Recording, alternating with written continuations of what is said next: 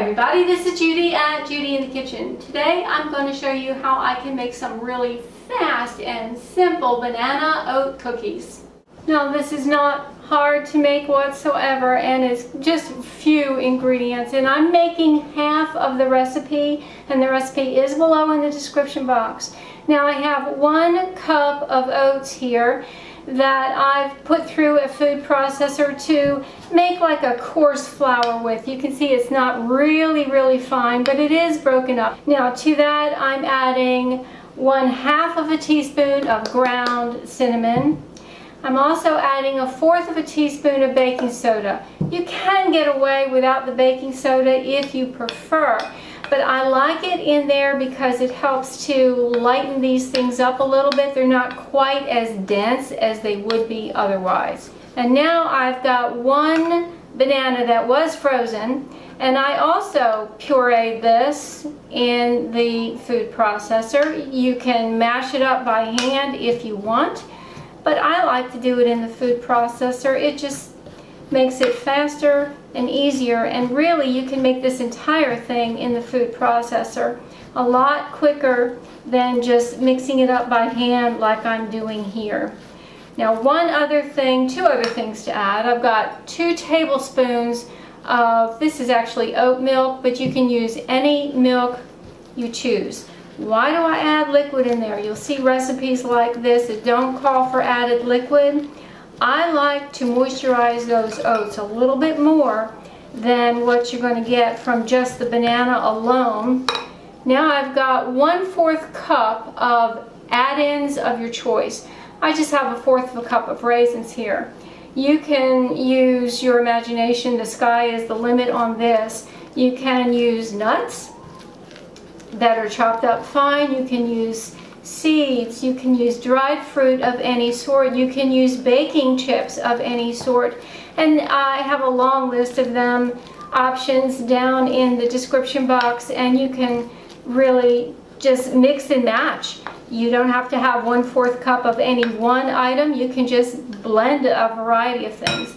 Now, all I did was just mix it together until it really blended well. Now all I'm going to do is just cover this up and let it sit for about 15 minutes or so. I want to give those oats an opportunity to just soak up some of the liquid that is in there, and I think it helps to make the cookies turn out a little bit better. In the meantime, we're going to preheat the oven to 350 degrees, and then we will go from there. My oven is preheated and my cookie dough has just rested for a little bit to allow the oats to soak up some liquid.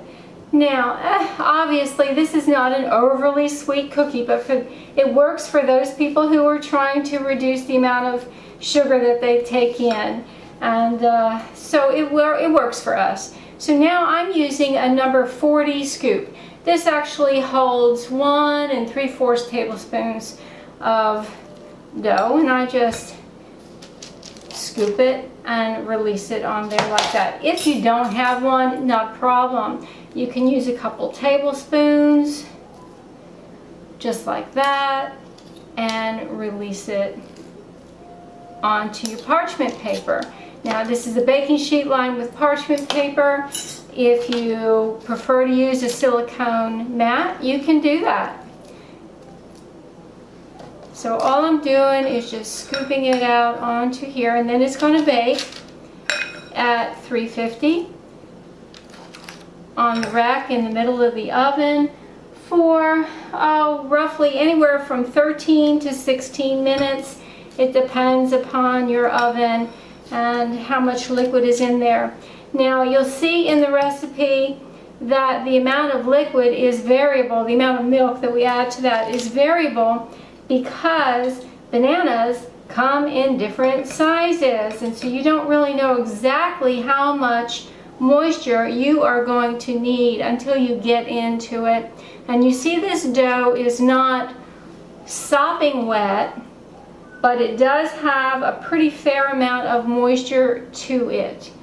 Okay, so we don't want it dripping wet, but you want it moist, very moist. Okay, so now I'm just flattening these mounds of dough just a little bit with my fingers. You don't want them smashed all the way, but I am flattening some. It'll help them to cook.